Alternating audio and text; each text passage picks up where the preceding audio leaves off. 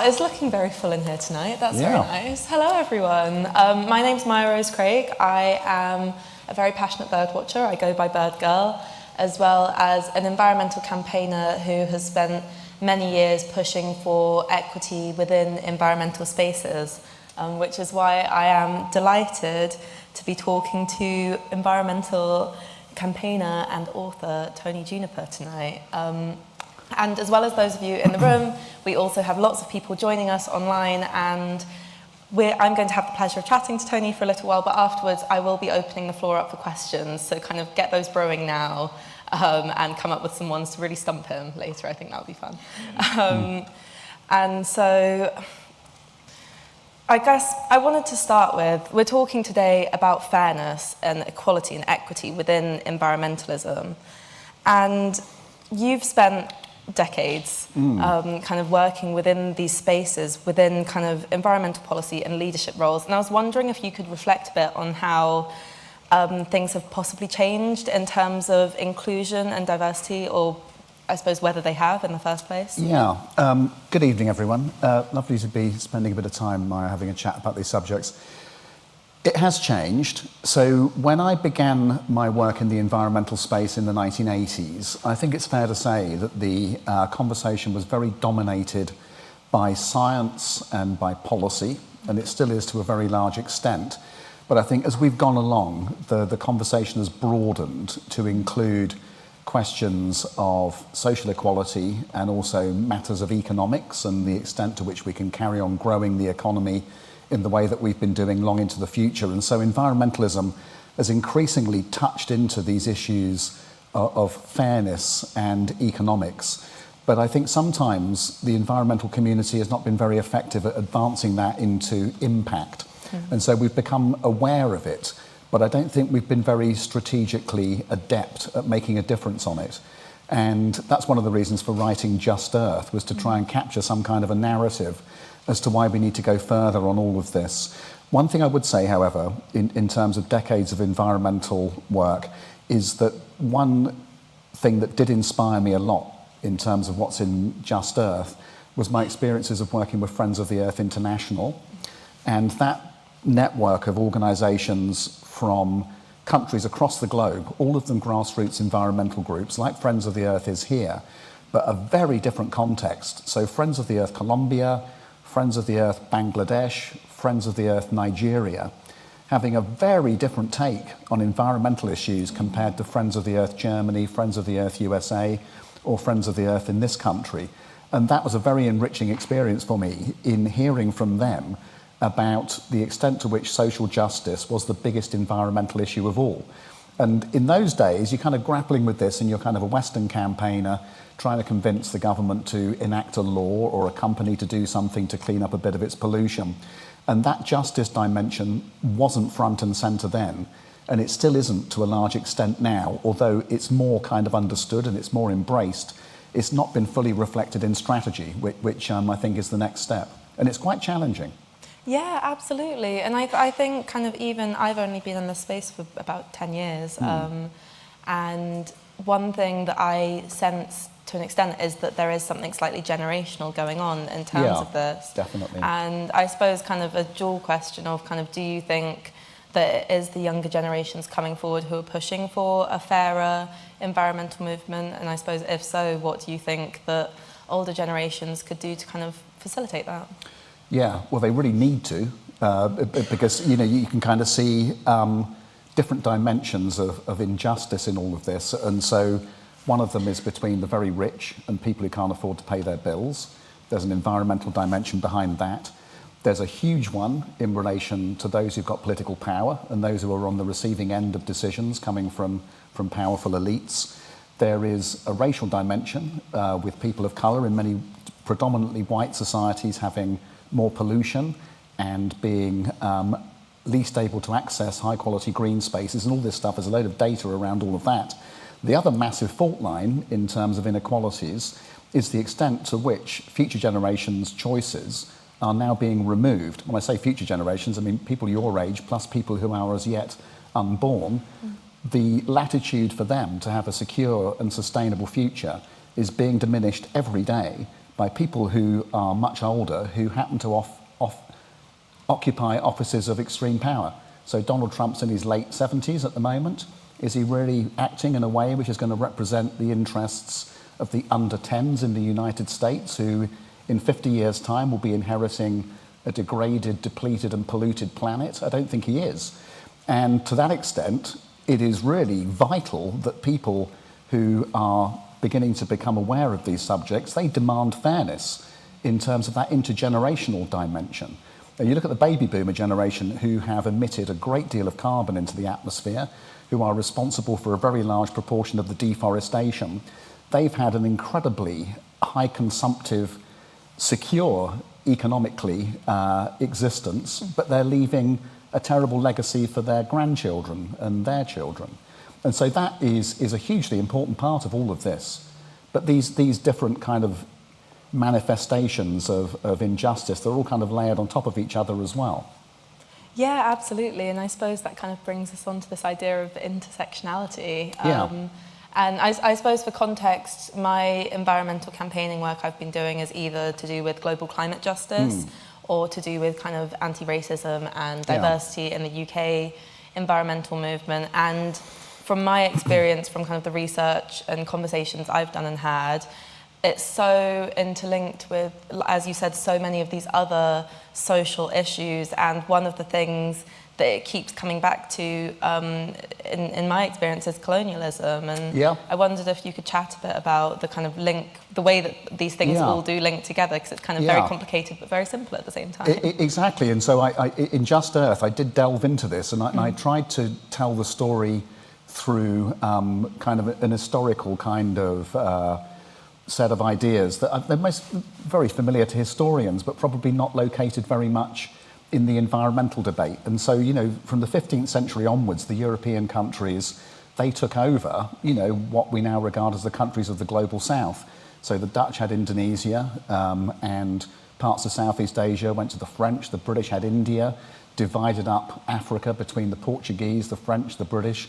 The Spanish, French and British had the Americas, and the Portuguese, a big bit of it in Brazil. And what they did was to basically replace societies that had been there, in some cases, for tens of thousands of years. And today we call them indigenous people. But these people were, for the most part, living in a sustainable accommodation with the rainforests, the rangelands, the boreal forests, the grasslands of North America. They were being managed by those people in a highly sustainable manner. But the Europeans removed those cultures and they replaced them with the economic mindset of the West. We're here for resources, we're here for trade, we're here for business, and we're going to take this land for agriculture and for mining and for forestry, and they did. And then that is now reflected in a global economic system which is predicated on extracting resources from wherever we can get them. And so even though the colonial era largely came to an end in terms of those countries' populations having political control, note that in nearly all cases it's not the indigenous people who've got political control, it's the descendants of the colonial powers. Actually, Africa's slightly different. But nonetheless, you find this appropriation of resources going back several hundred years, which is now being reflected in how we run the global economy, with those resources still flowing from wild frontiers and into the machine of carbon-intensive industries, consumerism, the technological waves that successively drive demand for new resources. And at the moment, it's now all the rare earths which is on the table in terms of what people are looking for. And again, it's a colonial mindset that is seeking to extract those resources from the countries where they exist. And so it's that backdrop which leads me to conclude in Just Earth how it is vital that not only do we have good policies and good science behind all of this, but we also re-empower the indigenous societies who've got ancestral memories of how to run those ecosystems in a way that doesn't destroy them. And so this then makes equality of voice in the political sense for the indigenous people to have representation in the parliament in Canada, in Brazil, in Colombia, in those places where the indigenous societies still live. If they can get political representation, and again, this is a matter of equality and who's got voice and who's got power, we might still have a chance of turning the tide of destruction towards recovery. And I interviewed quite a lot of indigenous leaders and brought their voices into the book with the intention of making that point clear, that it's the inequality of power which suppresses their worldview in favour of a worldview that just sees that land as full of resources rather than the spiritual home of nature gods in the minds of those people, which is a totally different philosophy to the one that now runs Western societies that are seeking more resources for more economic growth. And so it's colonialism which is at the base of all of that. And you know, it continues to drive injustices beyond that in terms of who's polluting and who's being polluted, never mind who's got political control. Yeah, absolutely. And I think for me, when I kind of made that link, it helped me understand more deeply what the environmental threat that we're facing truly is, because I think I for a long time thought that it was just about profit. Yeah. And when I kind of put the pieces together, that it was more than that. It was this complete attitude of extractivism towards the earth, and it's not just about making money, it is about taking. I think that kind of helped me to piece it together and also to understand more what what a sustainable movement could truly look like. And you know, I think what you talk about in the book is the fact that equity is necessary for a sustainable movement to sustainably solve environmental issues. Yeah, it's kind of inescapable. And so writing this, I'm kind of drawing on 4 decades of experience, and as I'm kind of piecing together the story, it becomes, in my mind, a precondition for a sustainable future. It has to be fair, otherwise it simply won't work. And actually I met an old colleague the other day who said, well, haven't we got enough to deal with climate change without bringing equality into it? And I said to him, we can't fix the climate change without having fairness. And at the most basic level of this is just the size of the Earth and the size of the atmosphere and the fact that we've got a minority, probably 1/8 of humankind living like Westerners, who are pumping all this pollution into the atmosphere. And our global economic plan is to get everybody up to that level. And the atmosphere is already overburdened. And so we're going to have to diminish the impact of the more wealthy in order to enable the less wealthy to be able to have basic living standards met. And, some of the disparities are absolutely astonishing. And so I draw on one piece of research estimating that an average citizen of the United States is putting into the atmosphere 500 times more emissions than a citizen of the East African country of Burundi. And the person in Burundi is living in a very modest home. They're probably drawing water from a well. They're growing most of their own food. They're having very few consumer goods. They've got limited access to electricity, if any. And an American citizen, they've got heating, they've got air conditioning, they're going on planes quite frequently, probably got multiple vehicles, eating a great deal of meat, and endless consumer goods flowing through their home on their way to landfill and incineration.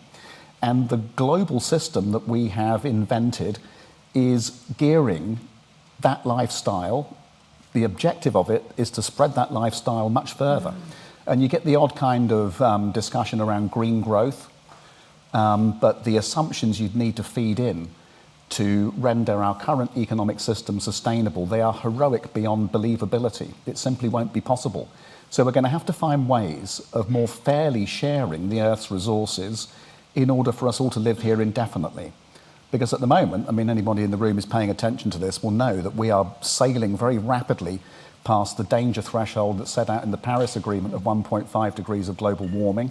We have a mass extinction event unfolding before us in terms of a high proportion of this planet's wildlife and ecosystems about to disappear. And we have a resource crunch coming in terms of land, soils, water, wild fisheries, and so on and so forth.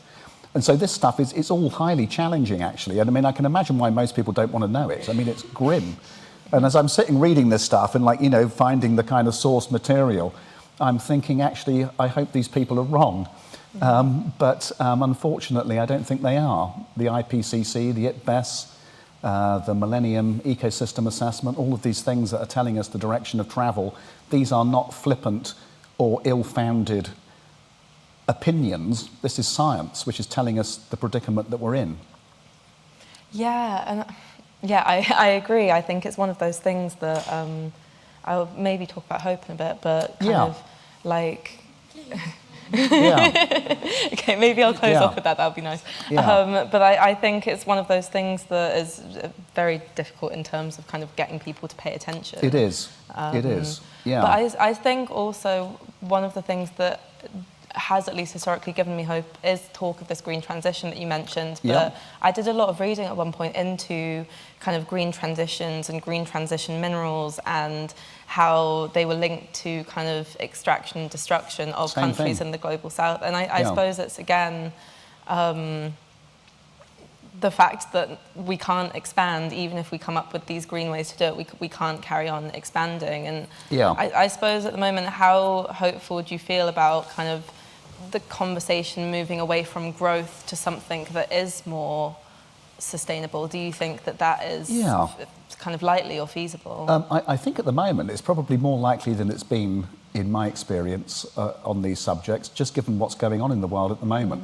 You know, the Donald Trump's chaotic interventions in the global economy may lead to some thinking about, okay, that didn't quite work for reasons, you know, that are now becoming obvious. So what might follow instead? And so you can't help wondering whether, you know, some of the turbulence that we're in at the moment might begin to open some space for these kinds of ideas to be discussed a little more.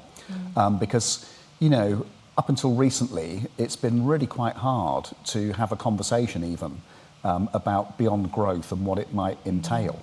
You know, when was the last time you saw a newspaper editorial in one of the, you know, big newspapers suggesting we might want to shift from growth in GDP to something else? It's not really been there, but it might be as we go into this period of continuing kind of volatility. It may be that we can open some spaces to talk about, you know, what might be an alternative. And actually on that, you know, there has been a very kind of active discussion in the green movement, never mind the kind of mainstream, about what follows growth or what could be there instead. And we've kind of had the idea of degrowth and the idea of kind of contraction economics, and the idea I settle on in Just Earth is really about measurement, because growth is actually quite a positive word. If you think about it in terms of a forest, you know, it's beautiful, it grows, it brings more interconnections, and you know, it becomes more complicated and it becomes more stable as it grows. Whereas the economy, it's growing in a very different way, it's growing in a very destructive way. And so can we find ways of measuring progress through different indicators of growth? And so there's a thing that's been around for a while, a different measure called the genuine progress indicator, which combines measures of financial wealth with equality, environmental sustainability, social cohesion, longevity, levels of suicide and depression, and putting together a group of metrics which gives you still one number, but one number which is measuring much more than simply how much throughput in the economy there is. And so I think those kinds of ideas, they've got merit in being able to take us in a way which probably could have more public backing than simply saying degrowth, because people do like to feel as though progress is being made and they like to be part of it. And so if you can say we're going to grow something that's better than what we've got but still call it growth, I think probably that would be the way to open up a bit of a discussion. But I have sympathy with the environmentalists who say, like, you know, we cannot carry on growing like this. We can't. I mean, it doesn't fit on a planet this big. But you're right, it's not what any of us really want to. No. And I guess kind of talking about kind of intrinsically changing how we talk and think about things, like you said, and I agree, conversations are changing within environmentalism. We are talking more about fairness, and there are lots and lots and lots of conversations happening, to be honest. But do you think kind of without changing our power structures and the way that we talk and think and do environmentalism, it's kind of possible to really put those new values into place? Well, there we are. And so this is the strategic challenge that I think I touched on at the beginning in terms of, you know, environmentalism is beginning to make connections between some of these broader issues, but we're still talking about it through the environmental kind of science and that policy. And in Just Earth, I try to describe it as a series of layers. And so at the top layer, you've got the science about global warming and extinction and all these things that we see as urgent environmental issues. But they're sitting on top of some much deeper things. And so the thing that sits beneath the environmental policy we just talked about is the economic policy. Is it growth or is it nature? And we go backwards and forwards on that. And so bringing those two together is critical. Beneath the economic layer, you have a political layer, because that's where the push for growth comes from. It comes out of political choices. And then the politics, in turn, is underpinned by culture. And so in Western culture, I think it's fair to say that we're mostly disconnected from nature. We are captured by consumerist culture. We all want more stuff, and we all want to be keeping up with people who are friends or family or neighbours. We want to be part of that consumerism, which gives an impression of success and status. So there's that. And then even beneath the culture, there's another layer, which you could call philosophy, and our worldview and where humankind sits in the world. And so I think if you want to create change at that top layer, in terms of the environmental discussion, you've got to burrow down into culture and even into philosophy. And again, this is where I bring the voices of the indigenous people to centre stage, because their philosophy remains intact in many of those societies, and their philosophy is nature-centric. They know that if we don't look after nature, then their way of life, and indeed everyone's way of life, will come to an end.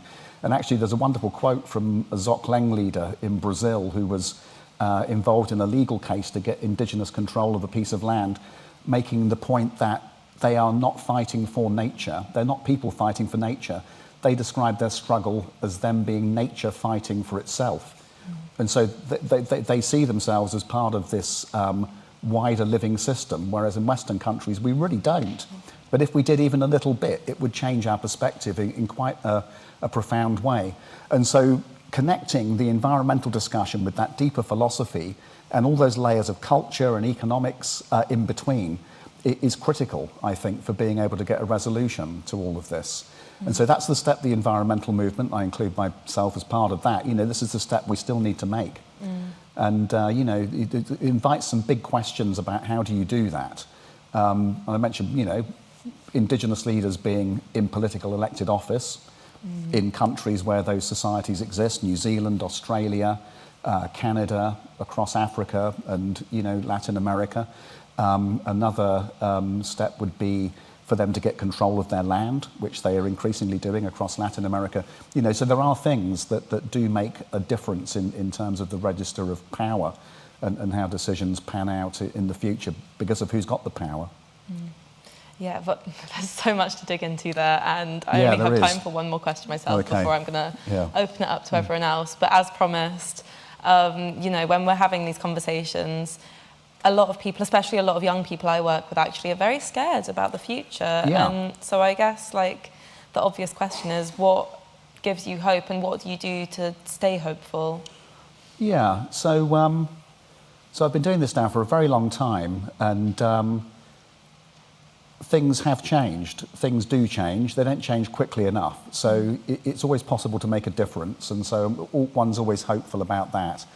And the other side of it, actually, and this increasingly I've found, is that, both optimism and pessimism, they've got their downsides. So pessimism is disempowering, and if you're driven too much by that, you'll pack it in fairly quickly. Optimism can lead to unjustified complacency. Oh, something will be invented, something will turn up, don't worry about it. And so sitting between these two less than perfect kind of mindsets is realism. And so just being attentive to what's going on and trying to make the best out of the opportunities that come by being realistic. So paying attention to the science, being attentive to the politics and where the opportunities might be for some kind of change, positive change.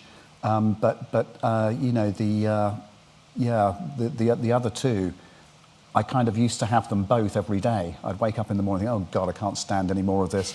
By lunchtime, I'd think, oh bloody hell, that's marvellous, we'll carry on, do some more. And I found it quite exhausting. So I thought probably just being realistic is the way to carry on. Thank you. I'll also add just quickly from my own experience, one of the things that I've found keeps me and a lot of other young people energized is actually going out and doing things and creating community and creating real world impact, even if that is just doing a litter pick in your local neighborhood. And I would agree with you that I think pessimism is deeply unhelpful. It takes away our energy and our desire to do Yeah. change. And so I would also say, if people are feeling very kind of desperate about the future, Yeah. go out and do something, even if it's local, and connect with people. Definitely. And kind of, you should try and become part of the change. Definitely. But, yeah, anyway, I'm going to open up to... I'll take some questions from the floor first. I am being sent things from online as well. That was a very immediate hand over here. I'll grab maybe a couple at a time. Yeah. Thank you. Is this on? Can you hear me? We can hear you. I don't know if it's on. What there? Is that better? Oh, I don't know. It doesn't sound... You might need it for the online. Yeah. Yeah. Coming from the global south, I was delighted this year to hear that in Sydney they're trying out what they call cultural burning.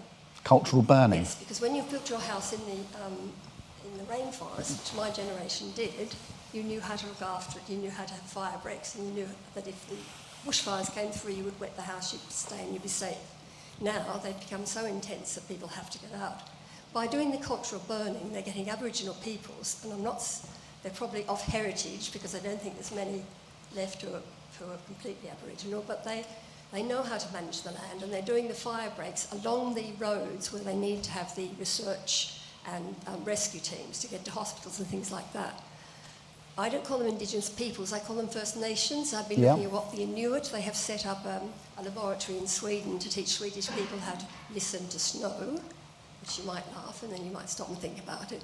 And I'm fascinated that in Ecuador, one of the women of a particular tribe took on the government because they were about to raise the rainforest and then go in for mining, and she won. And that's the first example. I'm collecting particular examples where so-called Indigenous first tribes are doing something useful. But I was brought up to believe that the so-called Indigenous tribes were Stone Age people who knew nothing. And yet I knew they knew how to manage the land, how to find food, how to find water. We didn't listen. That's my personal experience. Use it as a model. Yeah, exactly. So I mean, this comes with the mindset of colonialism. You turn up in a big wooden ship with a compass, and you're technologically advanced compared to the people you find, and therefore they must be savages. When in fact it's just a completely different worldview that they possess, which is predicated on understanding the land and being able to work with it. And one of the big calls that's in the treaties at the United Nations level on biodiversity and on climate change is that Indigenous knowledge is brought much more. No, I'm talking global level. Well, I know that we did also the voice referendum last year went the way again of stopping the Indigenous people having a voice in politics, didn't it? Yeah, but that Indigenous knowledge is something which. Because look what happened in America. Yeah. Guys, sorry, just because there are lots of questions in the audience, keep going, he will also be signing books after if people want to chat as well. Not to throw you to the walls. If we could grab, I promised this lady and then also this lady over here, and then you can answer both at the same time. Hi, Tony. I'm May. Lovely to see you this evening. So, I work in engagement within the environment sector. I'm one of the minions in Natural England. I'm really interested to know, when you talk about obviously these layers, and I absolutely agree, how do we prize that power out of the hands of those who wear that environmental badge in order to work with those who are the people of our land in that sort of cultural sector? How do we rebalance that within our own organisations and politics so that we've both got the money and the resource to maybe work with people who may wish to change but maybe aren't being part of the narrative currently? Yeah. Yeah, and also if we grab that one over there first. So that's about narrative, isn't it? Yeah. I guess my question actually sort of follows on from that. I think a lot of what you've spoken about has been about how people aren't engaged in the process, or it's hard to sort of break through that narrative. And I wonder whether a lot of it is to do with the language that's being used and whether that's disengaging people, because there's a disparity between those that are using this complex language and therefore not enabling this fairer world with equality, because people simply aren't understanding and therefore think it's beyond their capabilities or too complex. Yeah. Should we take these two together? Because they're kind of similar. So one about narrative and how this stuff is talked about and the political kind of connections, and then your point is coming in again with similar thoughts about language and how we talk about these things. And it is critical. And so, in terms of how we might think about the future, I think it's quite interesting just to look back a bit, and in the book I do this, just to try and understand how we finished up where we are, because it's not accidental. The system we're in, it was designed by people with power and influence who thought that having a free market economy predicated on the idea of GDP growth with freedom of movement for capital and the globalization of markets, this was all planned and it was put in place through narratives that use simple propositions and simple language about growth, freedom, choice to be able to create the society that we now live in. And so I suggest in the book that we might learn from that and create a movement that is, like that one was, broad-based, working at multiple levels at once. So that system came from people who were in academic institutions, there were newspaper editors, there were politicians, there were writers, and they were kind of broadly orchestrating a new way of thinking, which, it was spectacularly successful in terms of landing a new idea. And so I think we need to think with similar breadth to what we're now facing in terms of this collision between growing human demands and the ecological capacities of the planet. It's going to need a different way of thinking, and that's going to need to be articulated. And in the book, I talk about, the kind of frames of reference that have been there for the last century or so. So capitalism very dominant, but also socialism and communism. And I reached the conclusion that none of these things are now fit for purpose in terms of where we're going. And actually, Soviet communism was even more polluting and destructive than Western capitalism in terms of its environmental impact. And therefore, finish up proposing that we need a new frame of reference. I call it thrivalism, which is 10 billion people thriving on a living planet. And that then becomes something that hopefully is straightforward. It's got a label, and then beneath that label you can start to construct the policies that ladder up to 10 billion people living on a thriving planet. There's that need for the co-design. Yeah, totally. Oh yeah, exactly. Otherwise it goes nowhere. Exactly that. But I think, that idea of starting a new story, rather than trying to tinker with the one we've got, making growth a bit greener, that is my day job, and I'm very proud to do that, and we can make progress on that. But if we're going to be able to fix this massive mismatch between where we're going in terms of human demand and then what the planet can do in terms of the atmosphere and the oceans and everything else, it does require a different way of thinking about how we organise things. And so thrivalism is my kind of shorthand way of having a stab at how we might encapsulate that. But it brings matters of social justice, economic development and environmental sustainability together, because at the moment they're kind of just always pushed apart. It's always like, is it growth or is it nature? Well, we've got to look after the people, therefore we're going to sacrifice the environment. This is a disastrously disconnected way of looking at what we're up against. Yeah. And anyone looking for optimism, thrivalism hopefully gives you a sense of what we might encapsulate as an idea to take things in a different direction. Yeah, I like that very much. Thank you. Yeah. Oh, there we go. Look. Oh, look, and there's Laura. If we take maybe the three in this row.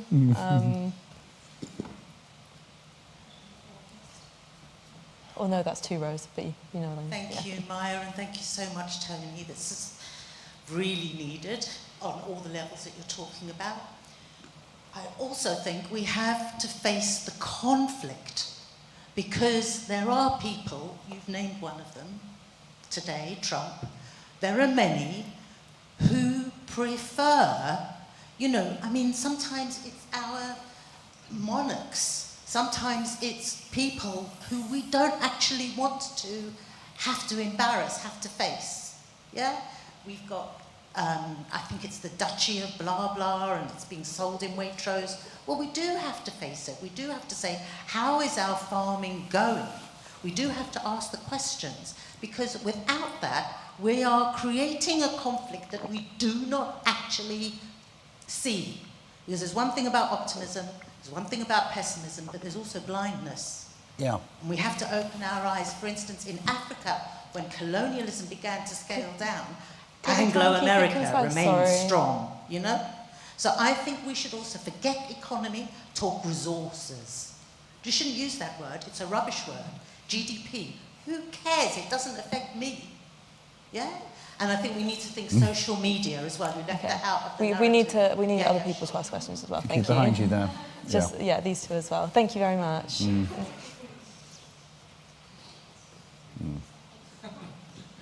Thanks very much, guys. Great talk. And I think thrivalism is great, Tony. I think it should be how Farewell could save our life support system. Yeah. Because it's not the planet we're trying to save.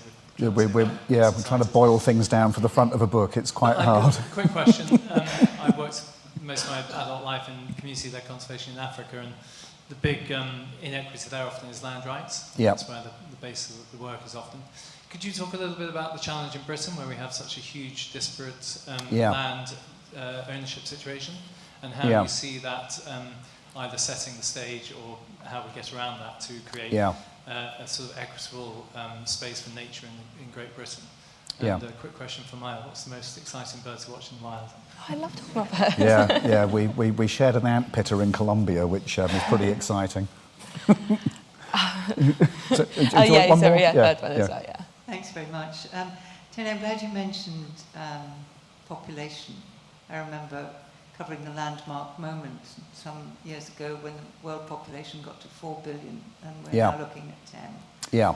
Now, of course, there were sustainable societies back in prehistory, but it's unrealistic to expect the population of Manchester to become hunter-gatherers, and if they did, they'd strip every tree bare. Yeah. So I'm not sure that that's the argument that connects to people. No. And I think that I look forward to reading the book. Yeah. I'm sure that it's a more sophisticated discussion. Exactly. But one about circular economy, about rewilding, about things which actually do make the argument that you can restore nature and it's not economically damaging, and that the person you describe who has no electricity or only intermittent electricity, emits nothing, but also consumes very little, would probably like a better life too.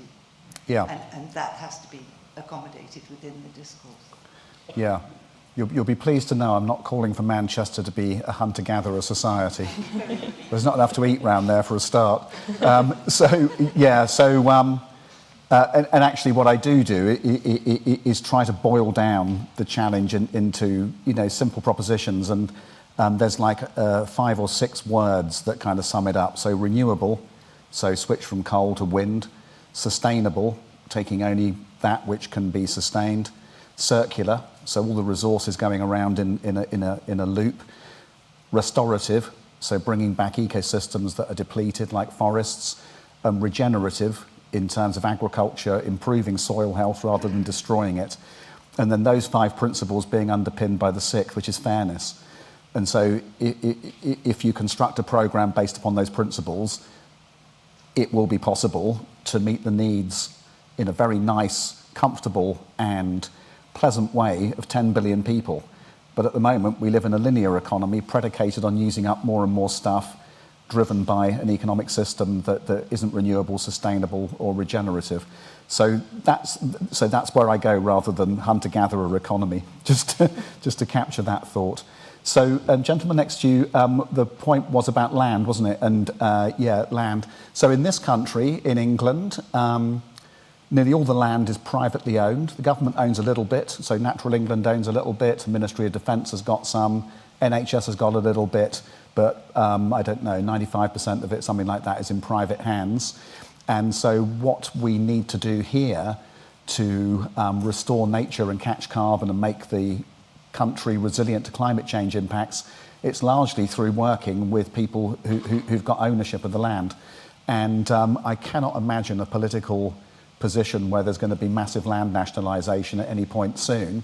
And so it becomes a question of how we can encourage and incentivise and work in partnership with people to be able to achieve the outcomes that society needs, which is, sustainable food, nature recovery, water security, plus we need more houses, plus we need to upgrade the infrastructure, plus we need to switch out of fossil energy and into renewables, which also takes land. And so one of the most significant things that is a recent policy development on that, I think, is the government's consultation for a land use framework, which went out recently, just in February. It's just concluding this month, which is basically inviting views on how we achieve all of those things in a little country the size of England. We've got 55 million people sharing out about 130,000 square kilometres between us, and for housing, food, water, all of those things, we need to optimise that. And so then, what's the partnership, what's the deal between the state and the private land owner to be able to deliver that? And I can tell you from years of experience, it ain't simple. But it's work in progress, and we make positive progress. And there are, I know from personal day-to-day experience, there are a lot of people who own and manage land who are doing fantastic things on the nature recovery side. And so the question is, how do we get more of them? How do we support and back those who are doing it, and then get more to come on the journey with us? And that's a big bit of the work at Natural England. But I want to hear about your top bird. My favourite bird in the world is called a harpy eagle. It's the biggest eagle in the world. If I was stood, it would be up to about my hip. It's from the Amazon. It hunts by grabbing sloths and monkeys off the top of trees with very big claws. It's very endangered because of deforestation. I think they're beautiful. Please Google a picture. But I also think wildlife in the UK is extremely underrated, and I think partially the fact that we think it's very boring in the UK is linked to the biodiversity loss crisis we have going on here. We don't see enough of it, so we don't realise how fantastic it is. But I am very partial to kind of what bird watchers refer to as the LBJs, the little brown jobs, so the sparrows and wrens and tree creepers and things. So stop and look at the small brown birds around you. I promise they are quite pretty. They really are. But I've got a couple of quick questions from online that I think link together quite nicely. And one is just, what role does education play in all of this?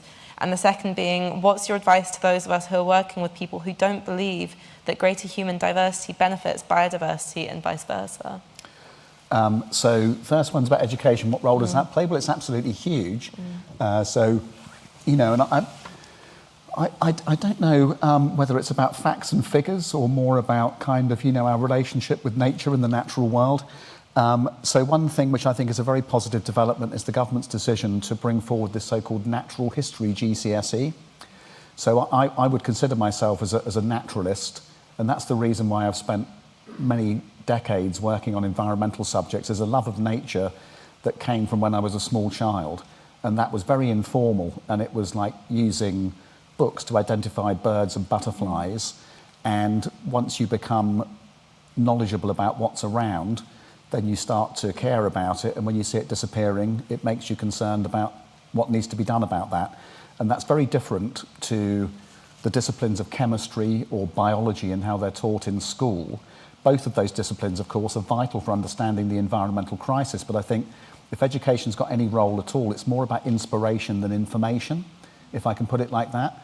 And so a natural history GCSE will be geared to getting youngsters to understand the nature that's around them. And I think that will be quite an important part of what we need to do. And the other thing is about, finding ways of equipping people with knowledge which is beyond the very specialised.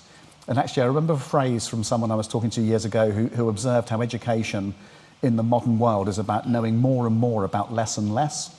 If you think about that, you do your O-levels and you may do 10 subjects, and then you do your A-levels and you're down to 3, and then you go to your degree and you're down to 1, and then if you do a PhD, you're down to one bit of one small subject, and then if you do a postdoc, you become, for example, the world expert on one particular gene living in one particular mosquito, but you have no sense of the destruction that's going on around because you've become so kind of focused on one particular thing. And so how to maintain breadth as part of the educational experience, I think, is quite important as well as subject matter. So I'd say that about that. And then the other one, Maya, was?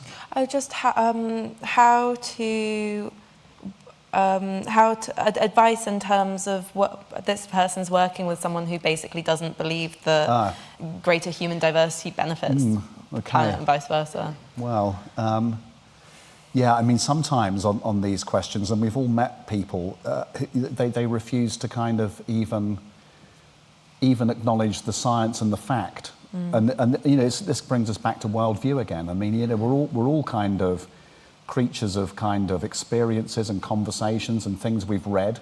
And some people go down a very kind of ecological route. Some people go down a very kind of rejectionist route, and most people are somewhere in the middle.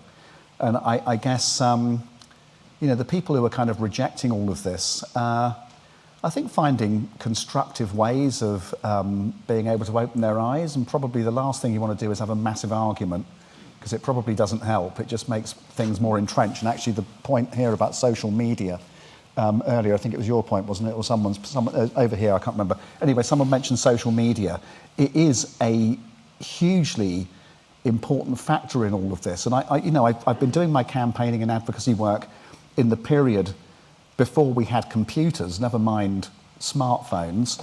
And I've seen the discussion kind of going through these different phases depending on the technology available. And when I worked at BirdLife International trying to save the parrots from extinction, the most advanced bit of kit we had was a fax machine. And you could only use it after 2 o'clock in the afternoon when the rate went down a little bit and it was a bit cheaper. And so we used to plan our faxes and like send them off, and you know, you get maybe one back from Brazil a week later. And the instantaneous nature of modern communications and the fact that there's no editor and all of these things are being thrust into people's faces in a way which often is deliberately designed to provoke anger and get a reaction. If you're finding people who don't believe these things, then is there a way of having a kind, nice, calm, rational conversation with people rather than getting into an argument and trading website links about, you know, this says this and this says that, and you kind of get into a rather fruitless kind of exchange of polemic. And it's hard, but I think actually the nature of the discussion is really quite important at the moment, because the angrier this gets and the more polarized all of these things become, the more difficult it is going to be to make progress in the future. And, you know, recognizing that, you know, there are some interests in society that are deliberately provoking those angry reactions to things in order to get some kind of political advantage. And so not fueling that, even inadvertently, I think is quite an important thought. I'm not sure I'm particularly a role model for that way of thinking, but... Yeah. But I think probably it's right. Great, thank you. I completely agree. I'll take some more from the room. We are running out of time, so I'm going to ask people to keep it very succinct. I'll take one from right at the back. We should do one here, because this young woman here is my researcher who helped me with this book. Then I'm sure that'll be a very good question. So I'll take the one at the back, the researcher, and the young man at the back over there as well. Thanks a lot, Tony. Listening to you was quite... It's me here. Oh, gotcha. Yeah, my name is Mac, and I run a consulting and tech agency. Very recently, I did a pilot using AI to predict the impact of pollution and policy changes on sustainability. One question that came out was, how do you measure the impact? Like when you talk about things like how a fairer world could save the planet, not just on sustainability, but you use a very powerful word, the consumerism. You know, how are people now only looking towards the commercialization of art rather than the sustainability or the indigenous society, what they used to do? What will be your measurement of actually achieving this? What could be the parameters that you could think of? I really appreciate some guidance on that. Okay, thank you. Thank you. At the second row here. Hello. I know you talk to companies about this, and you've been speaking to a number of boards, and I just wanted to get your insight on how it's landing. And you lay out clearly that vision of recyclable, sustainable reduction, but I just wanted to understand how companies are feeling about this, and if they feel threatened by it, or if you think there is really a role to move, considering their lobbying power and the voices, the ear that they have. Yeah. Okay. So, and wait, one more, okay, sorry. third, yep. So, measurement, I companies, believe in you got it, can good. Get this all done in time. Yeah. Hello. On the individual level, you gave an example of how, for example, Americans have a lot of excessive consumption, and a lot of that excessive consumption is caused by sort of status plays in society. there's a lot of discussion these days around how a lot of our modern technology is actually making us really miserable in ways that we weren't before. Do you think it's possible that a slight reduction in the excessive consumption could actually lead to an increased quality of life? Yeah. And if so, how can we align this with in the public narrative? And could that be part of the models of alternative models relative to growth that you were mentioning? Thank you. Yeah. So, gentlemen at the back, so measurement. So, what this book explores is a multitude of interconnecting issues. Overall, can you kind of have one measure to describe all of it? I don't know, possibly not, or at least not one that's been invented yet. But there are measures on different bits of this that certainly do exist. And so, for example, levels of inequality in societies is measured by a thing called the Gini coefficient. And so we have good data on that going back over decades in this country and many others to show changing levels of equality. And to cut a long story short, this country was extremely unequal 100 years ago. It became much more equal at the end of the 1970s, and we're now back to levels of inequality we saw at the end of the First World War. So it's a kind of a U-shaped curve, and that's going on in countries across the world. At the same time, we can measure greenhouse gas emissions, and so the highest level ever reached in 1 year was 2024, following every year before that being the highest level ever. I think maybe 2020, the COVID year, it may have stabilised or dipped slightly. And so these things, you can measure them separately and you can put them all together.